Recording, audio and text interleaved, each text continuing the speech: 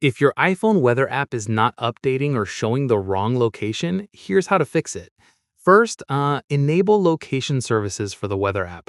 Open your settings, scroll down to privacy and security, then tap location services. Find weather in the list and set it to always or while using the app. This ensures your iPhone weather app can access your current location. Next, check your internet connection. Make sure you're connected to Wi-Fi or mobile data. You can test this by opening Safari to confirm it's working properly. Now, restart your iPhone. Sometimes a simple restart fixes the weather app glitch.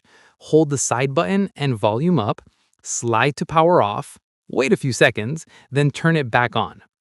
Also, make sure your iPhone is running the latest iOS version. Outdated software can cause the weather app to stop updating. And that's it. Your iPhone weather should now be working correctly. If this fixed your issue, don't forget to like and subscribe for more iPhone tips and tricks. Thanks for watching.